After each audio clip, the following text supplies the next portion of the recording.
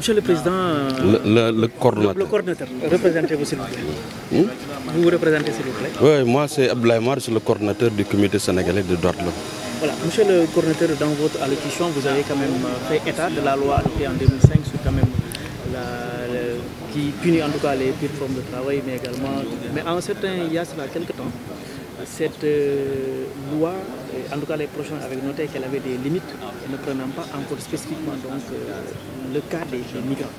Est-ce qu'aujourd'hui, la mise à jour de cette loi est sur la table en fait, je ne sais pas trop, parce qu'en réalité, j'ai plutôt parlé de la mise en place de la cellule nationale de lutte contre la traite des personnes, n'est-ce pas, qui s'occupe particulièrement de cette problématique, n'est-ce pas? Je parlais de ça. Maintenant, c'est vrai que quand une loi est adoptée, dans la mise en œuvre, il y a des limites et disons des évaluations permanentes doivent être faites, n'est-ce pas, pour corriger les erreurs, sinon les défis qui se posent dans la mise en œuvre. Mais là, vraiment, je ne peux pas trop m'avancer là-dessus. Je n'ai pas toutes les informations qui me permettent d'en parler. Les politiques restrictives n'arrivent pas en tout cas à régler la question migratoire. Aujourd'hui, selon vous, qu'est-ce qu'il faudrait? C'est pourquoi on prône une approche fondée sur les droits de l'homme. Parce que c'est vrai que nous l'avons dit tout à l'heure, que le Sénégal a mis en place un certain nombre de mécanismes et que c'est important quand même que ces mécanismes se fondent, disons, sur les droits de l'homme, n'est-ce pas? Et c'est important, c'est la raison pour laquelle nous prônons dans le plaidoyer que nous faisons pour que le comité sénégalais des droits de l'homme soit associé. Malheureusement, c'est le constat. Si aujourd'hui vous me posez cette question et que je n'ai pas assez d'informations pour répondre à vos interrogations, c'est parce que nous ne sommes pas associés. Le comité sénégalais n'est pas associé. Or, lorsque des programmes, des politiques publiques sont élaborés, n'est-ce pas, c'est important que le comité sénégalais des droits de l'homme soit saisi pour avoir son avis et soit impliqué depuis le départ dans la mise en œuvre. C'est important. Vous avez fait mention du pacte mondial sur les migrations sur ordre régulière, dont l'objectif 5 vise à promouvoir l'assouplissement des conditions de voyage pour justement favoriser l'immigration régulière.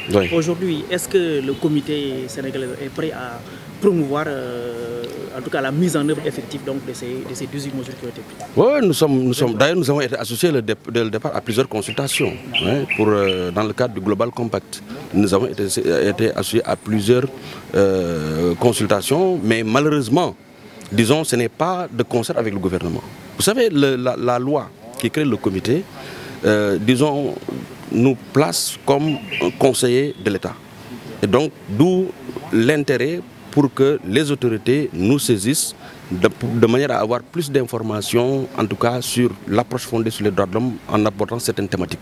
Est-ce que vous voyez, le Global Compact, effectivement, nous sommes associés au niveau régional avec le réseau des Nations nationales des droits de l'homme dans cette réflexion.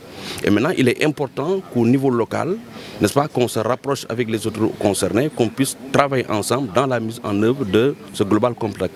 Et ce que je dis, c'est que nous avons un rôle central en tant qu'INDH, en tant qu'Institution nationale des droits de l'homme, nous avons un rôle fondamental à jouer et que, disons, c'est important que les autorités travaillent avec nous dans la mise en œuvre de ce Global Compact. Vos attentes au sortir de cette session?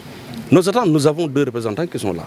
Nous avons 2 représentants et comme je l'ai dit tantôt, nous travaillons depuis longtemps sur la question des migrants. Ça, je pense que dans nos différents rapports annuels, nous en parlons. Et que la dernière, c'est une étude que nous avons menée sur la migration irrégulière des femmes. N'est-ce pas? C'est une étude qui a été menée et qui montre quand même que les migrants, en général on parle des hommes, mais disons qu'il y a une bonne dose, n'est-ce pas, de la gente féminine, n'est-ce pas, qui se prête à cet exercice de migration irrégulière. Et donc c'est important que vous l'avez dit, à ce que la législation soit revue. C'est important que les conditions d'octroi, n'est-ce pas, de visa, etc., n'est-ce pas, soient revues de manière à faciliter la migration régulière. Parce que en fait, c'est ça qui permet quand même d'éviter tout ce qu'il y a en termes de violation des droits de l'homme constatés. Visage féminin de la migration irrégulière. C'est-à-dire là, on s'est intéressé dans cette étude au flux migratoire des femmes, n'est-ce pas, qui prennent, disons, la voie irrégulière pour aller migrer. Merci, monsieur le président. Je vous en prie.